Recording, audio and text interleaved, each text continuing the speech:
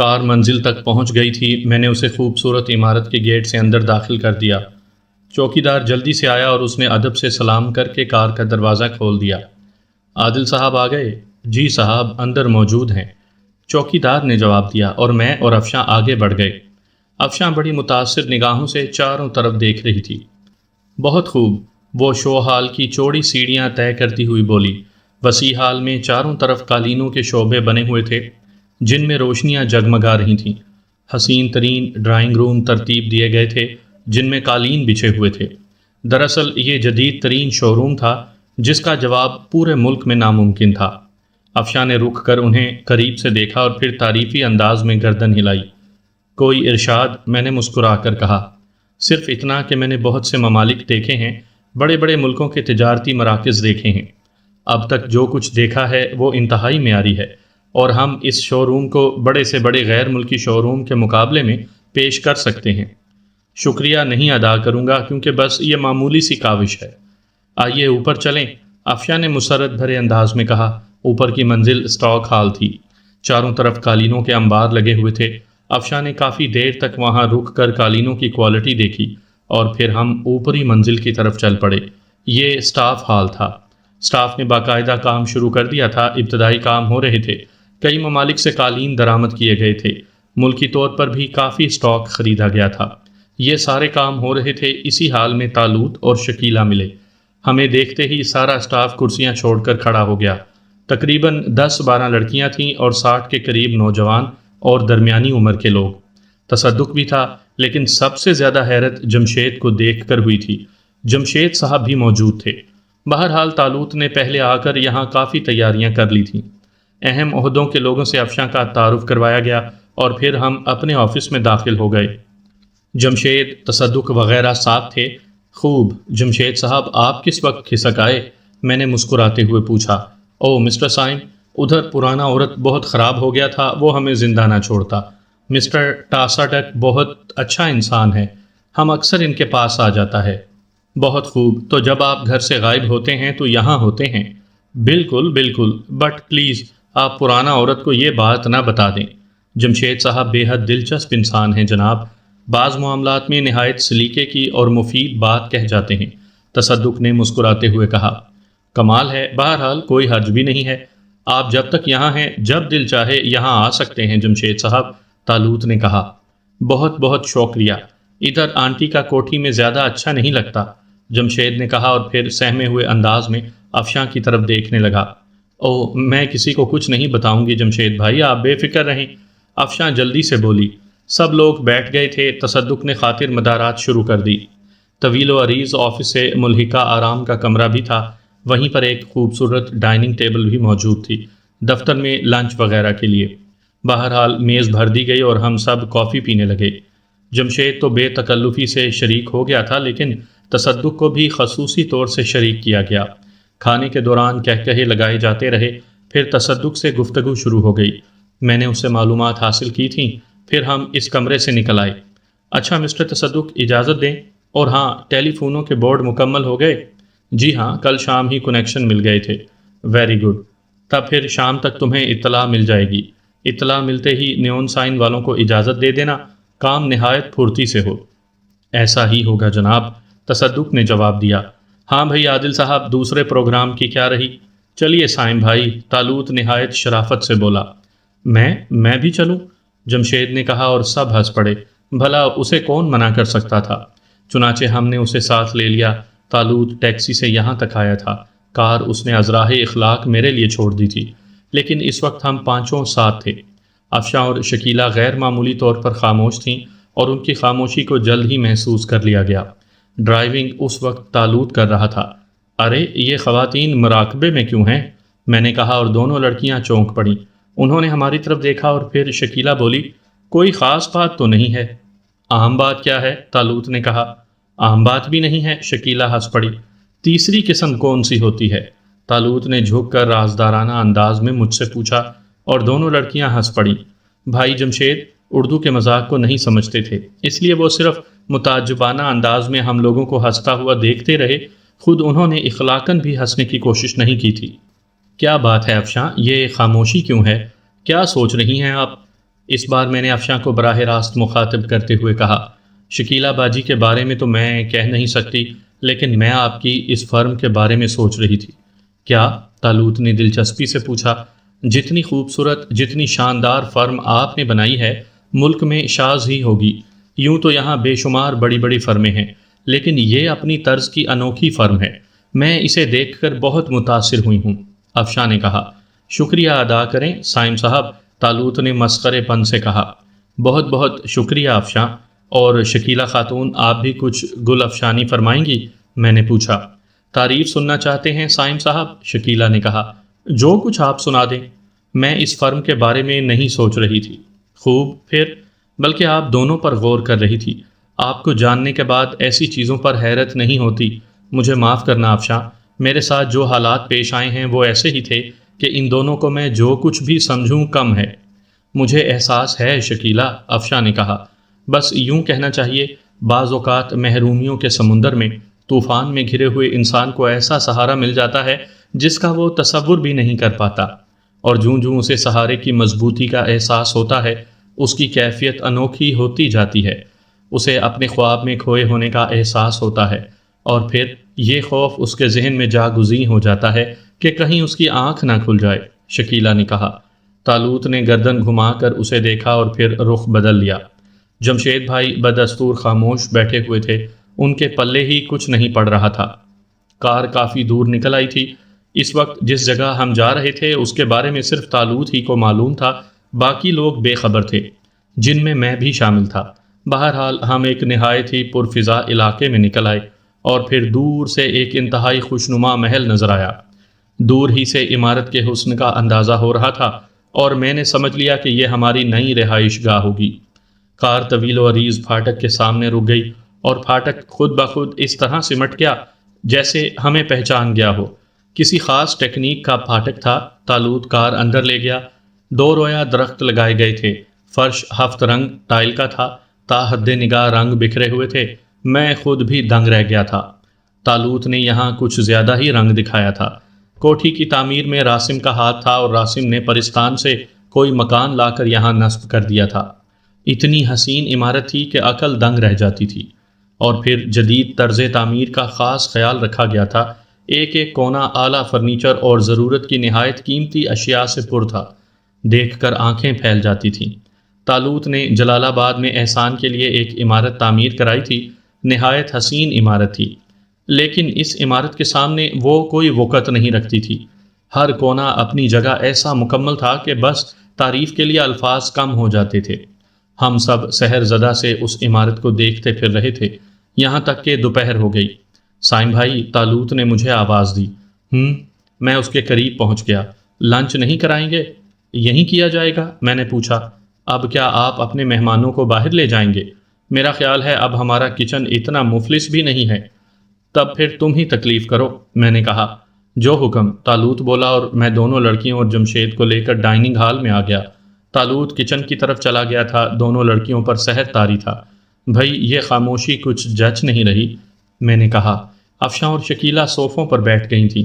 جمشید دوسرے صوفے پر اور میں ان کے برابر بیٹھ گیا۔ کیا بولا جائے؟ شکیلہ نے کہا۔ کچھ تو بولیں۔ بس ہم خود کو اس مکان کی تعریف میں بے مایا سمجھ رہے ہیں۔ الفاظ میں اس کی تعریف بیان نہیں کی جا سکتی۔ آپ کا کیا خیال ہے؟ میں نے پیار بھری نگاہوں سے افشاں کو دیکھا۔ میں کچھ معلوم کرنا چاہوں گی۔ ضرور ضرور، ارشاد۔ مکان کی آرائش کے لیے یہ سامان کہاں سے حاصل کیا گیا؟ افشاں نے پوچھا۔ یہ شعبہ عادل کا ہے۔ ویسے اتنا میں بتا سکتا ہوں کہ جو چیز جہاں سے مل سکی امپورٹ کر لی گئی۔ غیر ملکی سامان ہے نا؟ تقریباً۔ چند روز میں تو یہ سب کچھ نہ کیا گیا ہوگا۔ ظاہر ہے، اس کا مطلب ہے کافی دن سے اس شہر پر قبضہ جمانے کی کوششیں جاری تھیں، افشاں نے کہا، اور اس کے ہونٹوں پر مسکراہٹ پھیل گئی۔ میری جان میں جان آئی۔ افشاں کے ٹیڑھے سوالات نے مجھے کافی الجھا دیا تھا، اور مجھے احساس ہو رہا تھا کہ اس کے ذہن میں کوئی شک پیدا ہو گیا ہے۔ ان سوالات کے مناسب جوابات میرے لیے خاصے مشکل تھے، لیکن شکر ہے افشاں کے دل میں کوئی خاص بات پیدا نہیں ہوئی تھی۔ ہاں، یہ تو درست ہے۔ بہرحال میری طرف سے اس خوبصورت محل کی مبارکباد قبول فرمائیے، افشاں نے کہا، اور میں نے ایسی نگاہوں سے اسے دیکھا کہ وہ جھینپ گئی۔ شکیلہ نے میری یہ شرارت دیکھ لی تھی، اور وہ بھی زیر لب مسکرانے لگی۔ کھانے کا انتظام راسم نے کیا تھا، اس لیے حیرت کی گنجائش نہیں تھی۔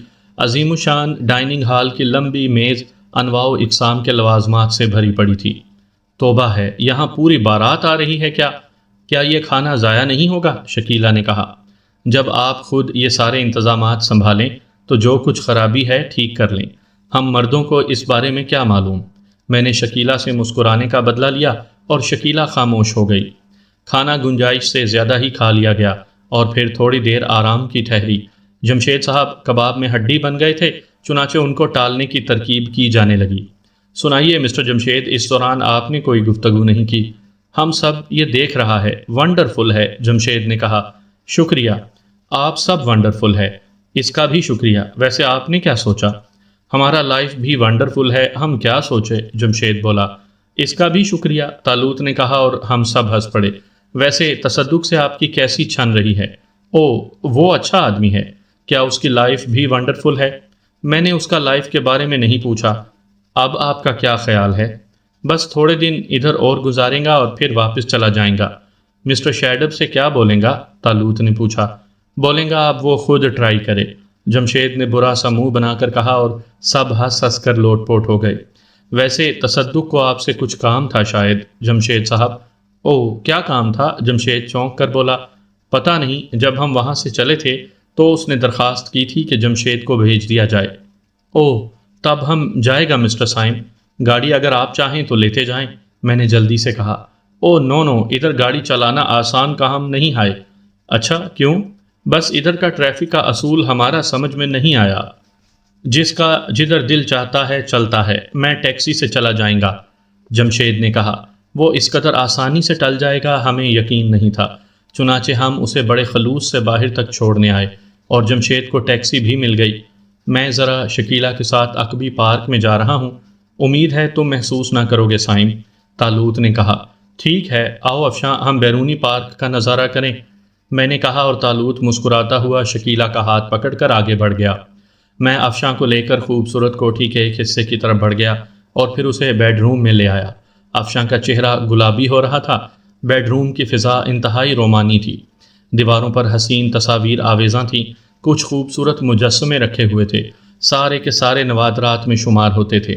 میں نے دروازہ اندر سے بند کر لیا اور افشاں کی طرف دیکھا، لیکن افشاں پرسکون تھی اور یہ اس کے اعتماد کی اعلیٰ مثال تھی۔ میں مسکرانے لگا۔ بیٹھو افشاں، میں نے کہا، کہیں عادل ہمیں تلاش نہ کریں۔ وہ شرمگین انداز میں بولی۔ نہیں کریں گے، میں نے کہا۔ کیوں؟ آپ اتنے یقین سے کیوں کہہ رہے ہیں؟ بھائی وہ اپنے بیڈ روم میں ہوں گے اور شکیلہ ان سے یہی بات کر رہی ہوگی۔ افشاں ہنس پڑی۔ بڑے شریر ہیں آپ لوگ۔ واقعی؟ ہاں، اور قابل رشک بھی۔ خوب، وہ کس لحاظ سے؟ میں نے دو بھائیوں میں ایسی بے تکلفی اور ایسی محبت نہیں دیکھی۔ عادل بہت پیارا انسان ہے۔ اور آپ؟ افشاں مسکرا کر بولی۔ اپنے بارے میں فیصلہ کرنے والا میں کون ہوں؟ کیوں؟ افشاں شرارت سے بولی۔ میرے جملہ حقوق آپ کے نام محفوظ ہیں۔ کوئی برا کہے گا تو آپ کا مسئلہ ہے اور اچھا کہے گا تو آپ کو خوش کرے گا، میں نے جواب دیا اور افشاں کے چہرے پر عجیب سے تاثرات پھیل گئے۔ وہ ان الفاظ کے تاثر میں ڈوبی رہی اور اس کے چہرے کا رنگ گلابی سے گلابی تر ہوتا گیا۔ افشاں، میں نے اسے مخاطب کیا۔ جی، وہ آہستہ سے بولی۔ کیا سوچ رہی ہیں؟ آپ نے اس حد تک خود کو میرے سپرد کر دیا ہے سائم صاحب؟ شک ہے؟ نہیں، میں نے خود تو کچھ نہیں کیا، بس اچانک محسوس کیا کہ اب اپنی زندگی کے کسی لمحے پر میرا اختیار نہیں ہے، میری سانسوں کا مالک کوئی اور بن گیا ہے، میں نے کہا۔ یہ سب کچھ کیسے ہو جاتا ہے سائم صاحب؟ افشاں کھوئے ہوئے لہجے میں بولی۔ عمل کی دنیا بے شک تلخ ہے افشاں، لیکن ہم انسان کمزور سے، نازک سے، مانند حباب خود پر قید و بند کی لاکھ کوششیں چڑھا لیتے ہیں۔ جب چہرہ کھول کر دیکھتے ہیں تو محسوس ہوتا ہے کہ خود کو چھپانے سے دنیا کا رنگ نہیں بدلتا۔ ہمارے سانس اتنے ہی نازک ہوتے ہیں، اتنی ہی آزادی کے طالب ہوتے ہیں جو ان کے لیے ضروری ہو۔ میرا مقصد ہے ہم متاثر ہونے کے لیے ہیں اور متاثر ہوتے ہیں، یہی ہماری زندگی ہے اور یہی ہمارے لیے ضروری بھی ہے۔ ہاں، ہم زبان کو تابع کر لیں تو دوسری بات ہے۔ ٹھیک کہا آپ نے، افشاں نے آہستہ سے کہا۔ تم مجھے چاہتی ہو افشاں؟ ہاں، افشاں نے سادگی سے کہا۔ کتنا؟ یوں سمجھیں کہ میں نے زندگی کے اس پہلو پر کبھی غور نہیں کیا تھا۔ میں جھوٹ نہیں بولوں گی، آپ کو میری بات پر اعتبار کرنا ہوگا۔ میں خود کو زندگی کی ضرورتوں سے الگ کا انسان ثابت نہیں کروں گی۔ ننھے ننھے جانوروں کو یا کسی محبت کرنے والے جوڑے کو دیکھ کر کبھی کبھی میرے ذہن میں بھی محبت کا تصور ابھرا۔ میری خواہش بھی ہوئی کہ میں اس رمز کو جانوں۔ میں تعلیم یافتہ ہوں، میں نے زندگی کے ان لمحات کے بارے میں بہت کچھ پڑھا۔ وہ افسانے ہی صحیح، لیکن میں نے ان کی حقیقت سے انکار نہیں کیا، نہ ہی الجھے ہوئے لوگوں کی مانند خود کو ان سے مبرا سمجھا۔ لیکن میرے جذبات، میرے یہ احساسات کبھی شدید طلب نہ بن سکے۔ یوں سمجھیں کہ میں نے جب بھی ان کے بارے میں سوچا تو اپنی پسند کی تلاش میں بھٹکنے کا تصور میرے ذہن میں نہیں آیا۔ بس ایک آرزو دل کے نہاں خانے میں پوشیدہ رہی کہ کوئی ہو، کچھ ہو۔ اور سائم صاحب، آپ بھروسہ کریں، جب آپ پہلی بار نظر آئے تو میرے ذہن میں قطعی یہ تصور نہیں ابھرا کہ آپ وہ ہیں جو میری چاہت بن سکتے ہیں۔ بہت سی بار آپ کو دیکھا، جھوٹ نہیں بولوں گی، بہت سی بار آپ کے بارے میں سوچا، کبھی ہمدردی محسوس ہوئی اور کبھی بہت سا تلذذ آپ کے احساس کے ساتھ وابستہ ہو گیا، اور نہیں کہہ سکتی کہ کب ذہن کے گوشوں میں آپ جا چھپے۔ ہاں، جب آپ کی طرف سے اظہار ہوا تو اندر سے آواز ابھری کہ میں بھی تو آپ کو چاہتی ہوں، اور پھر میں نے سوچا کہ اب اس چاہت کے درمیان ہوا کی دیوار بھی نہ رہے۔ تھوڑی سی اجنبیت کا تصور ذہن میں تھا، اس لیے اپنے جذبات کو عیاں نہ کر سکی، اور میرے خیال میں یہ موضوع بھی نہ تھا۔ افشاں کی اس گفتگو پر میں دنگ رہ گیا۔ وہ اتنے صاف ذہن کی مالکہ ہوگی یا اس انداز میں اپنے جذبات کا اظہار کر سکے گی، میرے وہم و گمان میں بھی نہیں تھا۔ کافی دیر تک الفاظ کے سرور میں ڈوبا رہا۔ افشاں بھی گردن جھکائے بیٹھی تھی۔ کچھ لمحات کے بعد میں نے گردن اٹھائی۔ کیا سوچنے لگے؟ خوش بختی پر نازاں ہوں، میں نے کہا۔ اچھا، اب بنائیں گے؟ وہ شرمگین انداز میں بولی۔ نہیں افشاں، حقیقت کہہ رہا ہوں۔ اب کیا پروگرام ہے؟ ایک بات بتاؤ۔ جی، تمہارے ذہن میں کوئی تردد نہیں ہے؟ کس سلسلے میں؟ میرا مطلب ہے گھر سے اس طرح چلے آنے پر، اور جب میں مستقل یہاں آ جاؤں گی تب؟ او ہاں، لیکن اس وقت تو سب کے علم میں ہوگا، ابھی سے ابتدا ہو جانی چاہیے، افشاں نے لاپرواہی سے کہا۔ سچ افشاں، کبھی کبھی تو ایک خوف کا سا احساس ذہن میں ابھر آتا ہے۔ کیا؟ یہی کہ اگر کبھی کوئی بات ہم دونوں کی راہ میں رکاوٹ بن گئی۔ سنو، تمہیں اپنی ذات کی مضبوطی پر اعتماد نہیں ہے، لیکن میں ان لوگوں کو کیسے دکھاؤں گا جن کا سلوک میرے ساتھ اس قدر اچھا رہا ہو؟ سائم، اس کی نوبت نہیں آئے گی، نہ ہم کچے ذہنوں کے لوگ ہیں، اول تو کوئی ایسا موقع ہی نہیں آئے گا، آیا بھی تو میرا خیال ہے ہم اسے بآسانی ہینڈل کر سکتے ہیں۔ ان خیالات کو تم ذہن میں جگہ نہ دیا کرو۔ بہت بہتر، میں نے پیار سے مسکراتے ہوئے کہا۔ ایک بات بتائیے۔ جی؟ عادل بھائی کو ہمارے معاملات کا علم ہے؟ اگر ہو تو؟ میں نے پوچھا۔ کچھ بھی نہیں، بس شرم آتی ہے، افشاں نے کہا۔ اور عادل بھائی کے معاملات کا جو آپ کو علم ہے تو؟ میں نے مسکراتے ہوئے کہا۔ افشاں آہستہ سے ہنس پڑی، پھر بولی، عادل بھائی شکیلہ ہی سے شادی کریں گے۔ ظاہر ہے آپ لوگوں کو اپنے والدین سے اجازت نہیں لینا ہوگی۔ میں تمہیں کسی حد تک حالات سے آگاہ کر چکا ہوں افشاں۔ والد صاحب والدہ صاحبہ کے چکر میں ایسے الجھے ہیں کہ ہم سب کو بھول چکے ہیں۔ ریاست کے معاملات عادل بھائی سنبھالیں گے، میرے لیے مکمل آزادی ہے، اس لیے میں مطمئن ہوں۔ یہ سارے معاملات، میرا مقصد کاروبار وغیرہ سے ہے، میرے لیے کیے گئے ہیں۔ آپ دونوں بھائی واقعی قابل رشک ہیں۔ افشاں خاموش ہو گئی۔ آج کی یہ تنہائی در حقیقت یادگار تھی۔ جس سکون سے ہم دونوں نے بات چیت کی تھی، اس سے پہلے میسر نہیں ہوا تھا۔ افشاں بھی خوش تھی اور میں بھی مسرور تھا۔ یوں شام ہو گئی۔ اس دوران ایک بار بھی افشاں نے چلنے کے لیے نہیں کہا تھا۔ تب میں نے ہی گھڑی دیکھی اور چونک پڑا۔ ارے 4 بج گئے۔ ہاں، کیوں؟ افشاں مسکرائی۔ چلیں گے؟ چلیے۔ عادل بھائی کو آواز دیں گے؟ ٹیلی فون کیے دیتے ہیں۔ میں نے ریسیور اٹھایا اور دوسرے کمرے میں عادل کو رنگ کیا۔ تھوڑی دیر کے بعد ہم واپس چل پڑے۔ طالوت بھی خوش تھا، شاید یہ لمحات اس کے لیے بھی بڑے پرسکون تھے۔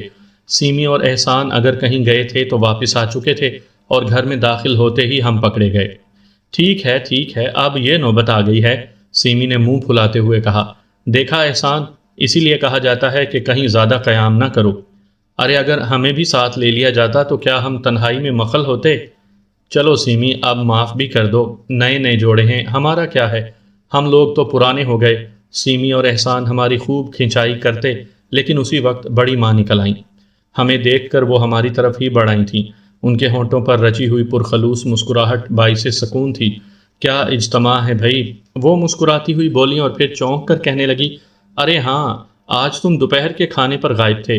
جلال بھائی بڑی دیر تک انتظار کرتے رہے، بڑی بدمزگی رہی۔ سیمی اور احسان بھی موجود نہیں تھے۔ او امی، بس اچانک پروگرام بن گیا، ابو کہاں ہیں؟ افشاں نے پوچھا۔ ٹیلی فون آیا تھا کہ 5 بجے تک واپس آ جائیں گے، بڑی ماں نے کہا، اور پھر بولی، ارے جمشید تمہارے ساتھ نہیں ہے؟ وہ بھی آتے ہوں گے امی، افشاں نے کہا، اور بڑی ماں نے گردن ہلائی۔ شام کی چائے کا وقت ہونے والا ہے، تیار ہو کر پہنچ جاؤ۔ بڑی ماں آگے بڑھ گئیں۔ جی اب بتائیے، سیمی نے کہا۔ سیمی، کپڑے تو تبدیل کر لو، جلدی کرو، شام کی چائے کا وقت ہو رہا ہے، طالوت نے کہا اور میرا ہاتھ پکڑ کر کمرے کی طرف مڑ گیا۔ میں کہہ چکی ہوں چھوڑوں گی نہیں، سیمی نے ہانک لگائی، لیکن ہم سنی انسنی کر کے اپنے کمرے میں آ گئے۔ لطف آ گیا، خدا کی قسم آج تو جی بھر کے باتیں ہوئیں، طالوت مسرور لہجے میں بولا، اور پھر میری طرف دیکھ کر شرارت سے کہنے لگا، تمہارے چہرے پر بھی بے شمار چراغ جل رہے ہیں۔ جی ہاں، فانوس بنا ہوا ہوں۔ بی افشاں کو سسرال پسند آئی؟ یار طالوت، تم نے بہت کچھ کر ڈالا ہے، میں تم سے کیا کہوں؟ بس فضول باتوں سے پرہیز کرو۔ آج رات بیٹھ کر یہ طے کرنا ہے کہ اب کارپٹ سینٹر کا افتتاح کب کرنا ہے، اور ہاں، اس سلسلے میں خوبصورت سے کارڈ بھی چھپوانا ہوں گے۔ ٹھیک ہے، میں نے گہری سانس لی۔ اس شام کوئی قابل ذکر واقعہ پیش نہیں آیا، سب لوگ نارمل تھے، سوائے سیمی کے، جو بار بار ہم لوگوں کو گھورنے لگتی تھی، لیکن اس کے انداز میں پیار بھری خفگی کے علاوہ کچھ بھی نہ تھا۔ رات کو طالوت سے افتتاح کے سلسلے میں ضروری گفتگو ہوئی، اور پھر ہم سب سو گئے۔ دوسرا دن چھٹی کا تھا، حالانکہ اس کوٹھی میں ملازم پیشہ کوئی بھی نہ تھا، لیکن چھٹی کا دن باقاعدہ منایا جاتا تھا۔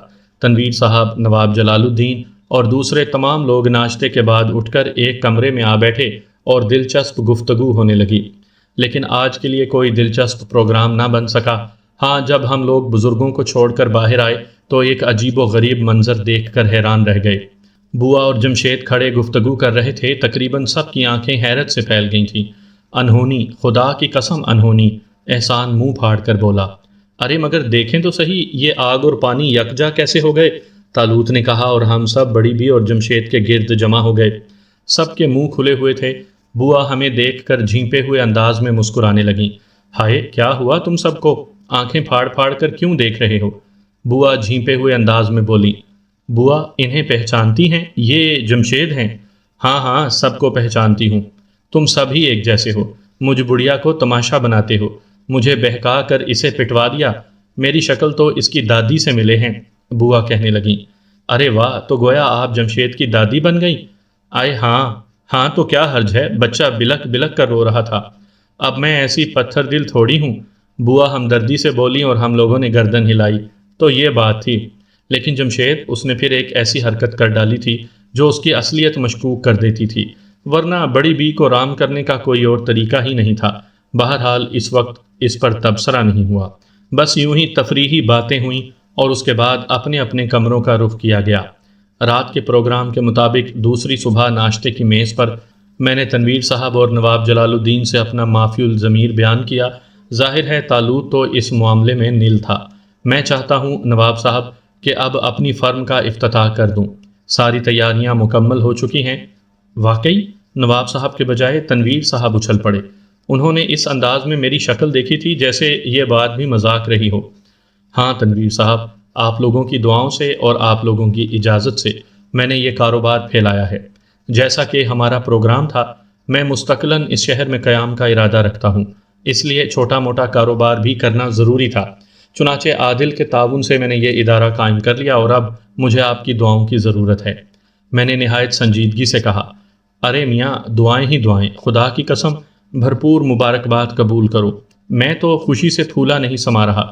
خوش قسمت ہو تنویر کہ تمہیں ان لوگوں کا قرب حاصل رہے گا، اور خوش نصیب ہے تمہارا شہر جس نے ان کا دل مو لیا، ورنہ اگر شہزادہ سائم قبول کرتے یا شہزادہ عادل قبول کریں تو میں آج بھی پورا جلال آباد ان کے حوالے کرنے کو تیار ہوں۔ اور تم جانتے ہو تنویر، میں جھوٹ نہیں بولتا۔ ہاں سائم بھائی، بہر صورت واقعی مسرت کی بات ہے، ہم نے یہاں ایک مکان بھی تعمیر کرایا ہے۔ میں نے کہا، تیار ہو گیا؟ تنویر صاحب مسرت سے بولے، جی بالکل مکمل۔ بھائی میرا خیال ہے اس سلسلے میں زیادتی ہوئی ہے۔ جی کیوں؟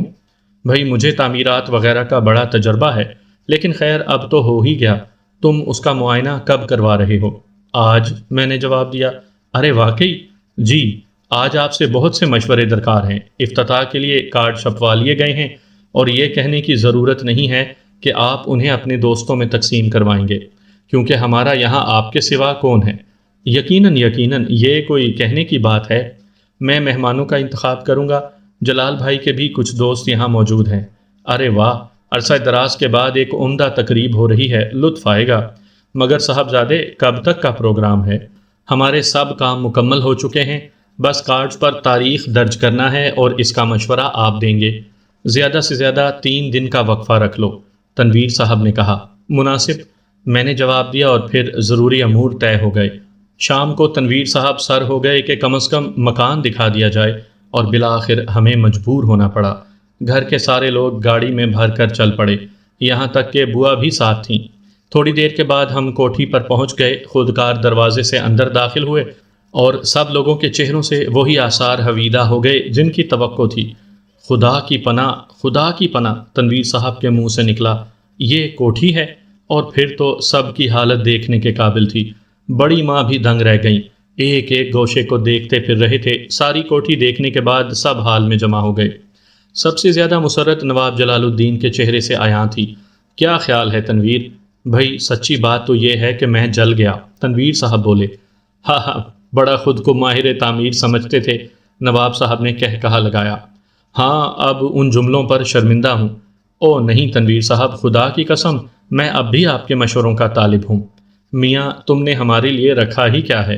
اب اپنی فرم بھی دکھا دو، نہ جانے تم نے وہاں کیا گل کھلائے ہوں گے۔ میرا خیال ہے آج کا دن اسی کوٹھی کو رونق بخشیں، وہاں تو چلنا ہی ہے، لیکن یہاں ملازمین وغیرہ کا تو بندوبست ہے ہی نہیں، ابھی اس کو استعمال کرنے کا پروگرام نہیں ہے، اسی لیے ابھی ملازمین کا بندوبست نہیں کیا۔ ارے تو یہ لڑکیاں کس کام آئیں گی؟ چلو لڑکیوں، کچن سنبھالو، بڑی ماں نے کہا، اور افشاں اور شکیلہ اور سیما تیار ہو گئیں۔ میں انہیں اپنے ساتھ کچن میں لایا تھا۔ موقع پاتے ہی میں نے افشاں سے کہا، مبارک، آپ تو وقت سے پہلے ہی، اور افشاں نے ادھر ادھر دیکھ کر میرے ہونٹوں پر ہاتھ رکھ دیا، جسے میں نے آہستہ سے چوم لیا اور باورچی خانے سے نکل آیا۔ شام تک گوں گوں دلچسپیوں میں وقت گزرا، سب بے حد خوش تھے، ہر ایک کوٹھی میں آزادانہ گھوم رہا تھا اور اس کی ایک ایک چیز کی تعریف کر رہا تھا، اور پھر واپسی کی تحریک۔ سچی بات تو یہ ہے کہ میں اب ان دونوں سے صحیح معنوں میں مروب ہوا ہوں، تنویر صاحب نے کوٹھی کے اندرونی دروازے سے نکلتے ہوئے کہا۔ اچھا، نواب جلال الدین تمسخرانہ انداز میں بولے، یعنی اس سے قبل ہماری باتیں بکواس تھیں؟ یہ بات نہیں جلال بھائی، ان کی شخصیت تو واقعی مروب کن تھی، جس کا میں نے ہمیشہ اعتراف کیا ہے، لیکن ان نوجوانوں کے سلیقے نے مجھے بے حد متاثر کیا ہے۔ کوٹھی بے پناہ قیمتی، بے اندازہ خوبصورت ہے، لیکن اسے جس انداز سے آراستہ کیا گیا ہے وہ مکینوں کی اعلیٰ صلاحیت اور اچھے ذوق کی نشاندہی کرتا ہے۔ دولت تو بہت سے لوگوں کے پاس ہوتی ہے، لیکن سلیقہ، اس کا دولت مندی سے کوئی تعلق نہیں ہے۔ آپ کو معلوم ہے مجھے تعمیرات سے کس قدر دلچسپی ہے، لیکن ان لوگوں کے ذوق کے سامنے میں خاموش ہو گیا ہوں۔ بلا شک یہ اس معاملے میں مجھ سے زیادہ باصلاحیت ہیں۔ شکریہ شکریہ، نواب جلال الدین خوش ہو کر بولے۔ ہم یہ ساری گفتگو سن رہے تھے، ان لوگوں کو احساس نہیں تھا، لیکن ان کی باتیں ہمارے کانوں تک پہنچ رہی تھیں۔ تنویر صاحب نے ابتدا میں ہمارے ساتھ جو سلوک کیا تھا وہ زیادہ اچھا نہیں تھا، لیکن اس معاملے میں ہم انہیں روز اول سے ہی بے گناہ سمجھتے تھے۔ ظاہر ہے ان حالات میں جو کچھ ہو سکتا تھا وہی ہوا تھا، لیکن بات نواب جلال الدین کی تھی۔ اس شخص کے ساتھ طالوت نے بے شک بہت کچھ کیا تھا، لیکن جس انداز میں وہ احسان مند ہوئے تھے یہ ظرف کی بات تھی، ورنہ اپنا کام نکل جانے کے بعد بہت کم لوگ یاد رکھتے ہیں۔ تنویر صاحب کی بات پر انہوں نے جس انداز میں ان کا شکریہ ادا کیا تھا اس میں بناوٹ نہیں تھی، اور یہ نواب جلال الدین کی بے پناہ اپنائیت کا ثبوت تھا۔ طالوت نے بھی اس تاثر کو دل سے قبول کیا تھا۔ عارف، وہ آہستہ سے بولا، سنا تم نے؟ نواب جلال الدین کی بات کر رہے ہو؟ ہاں، بے حد نفیس انسان ہیں طالوت، خدا کا شکر ہے ہم نے ایسے اعلیٰ ظرف انسان کو بر وقت ڈوبنے سے بچا لیا۔ ہاں، میں بھی بہت خوش ہوں، در حقیقت ایسے لوگوں کے لیے کچھ کر کے خوشی ہوتی ہے، طالوت نے کہا۔ باہر آ کر ہم کاروں میں بیٹھ گئے اور کاریں چل پڑیں۔ راستے میں کوئی خاص گفتگو نہیں ہوئی اور ہم کوٹھی پہنچ گئے۔ سب لوگ بے حد خوش تھے، خاص طور سے بیگمات، یعنی شکیلہ بیگم اور افشاں خانم، ان کے چہرے کھلے پڑ رہے تھے۔ افشاں نے پورا دن کوٹھی میں عجیب رنگ دکھایا تھا، وہ اس طرح ہر کام میں گھسی رہی تھی جیسے گھر کی مالکہ ہو۔ اور دوسرے سارے لوگ اس کے ہاں مہمان آئے ہوں۔ سب نے یہ بات محسوس کی تھی، لیکن افشاں دوسروں کی نگاہوں سے جان بوجھ کر انجان بنی رہی تھی۔ آج رات کے لیے کوئی پروگرام نہیں بنا اور سب لوگ اپنے اپنے کمروں میں گھس گئے۔ طالوت نے اور میں نے بھی اپنے کمرے کا رخ کیا تھا۔ ہم دونوں ہی خاموش تھے اور دونوں کو ایک ساتھ ہی اس خاموشی کا احساس ہوا۔ ہم دونوں نے ایک ساتھ ایک دوسرے کی طرف دیکھا اور پھر مسکرا دیے۔ کیا سوچ رہے ہو بھائی؟ طالوت نے پوچھا۔ یہی سوال میں تم سے کرتا ہوں، میں نے مسکراتے ہوئے کہا۔ میں تو آج کے دن کے بارے میں سوچ رہا ہوں، در حقیقت بہت اچھا دن گزرا، اس میں کوئی شک نہیں ہے، اور تمہاری افشاں بیگم نے تو اس گھر کو ابھی سے اپنا لیا ہے۔ طالوت نے مسکراتے ہوئے کہا۔ ہاں یار، وہ لڑکی ضرورت سے زیادہ ہی دلیر ہے، بعض اوقات تو میں اس کی دلیری سے گھبرا جاتا ہوں۔ مستقبل کے تصور سے؟ او نہیں، میرے لیے تو وہ کبھی بری نہیں رہے گی۔ اس قدر اعتماد ہے؟ ہاں طالوت، یوں تو میں تمہاری محبت کو ذہن کے گوشے گوشے میں محسوس کرتا ہوں۔ میری اس زندگی میں تمہاری موجودگی سے جو پھول کھلے ہیں، ان کی مہک نے میری زندگی بڑھا دی ہے۔ احسان اور شکریہ کے الفاظ در حقیقت مجھے خود شرمندہ کر دیتے ہیں، لیکن افشاں کے بارے میں تم نے جو کچھ کیا ہے، اس کے لیے تو میں تمہارا حد سے زیادہ ہی ممنون ہوں۔ میاں، ہمارے ساتھ رہو گے تو یہی مزے رہیں گے، آئندہ بھی ہمارے مشورے پر عشق کرتے رہنا۔ نہیں طالوت، افشاں میری زندگی کی انتہا ہے۔ بہت خوب، ماشاءاللہ، طالوت نے مسخرے پن سے کہا۔ مذاق مت اڑاؤ یار، میں نے جھینپتے ہوئے کہا۔ تم خوفزدہ کون سی دلیری سے ہو؟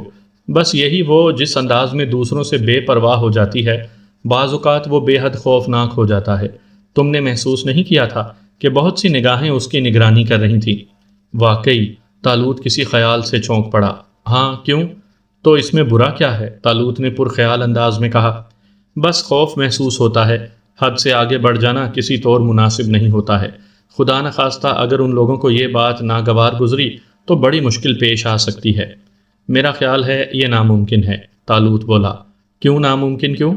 بھائی تنویر صاحب تم سے بہت مروب ہیں، اور پھر یہ حقیقت بھی ہے، انہیں تم سے بہتر داماد اور کون مل سکے گا؟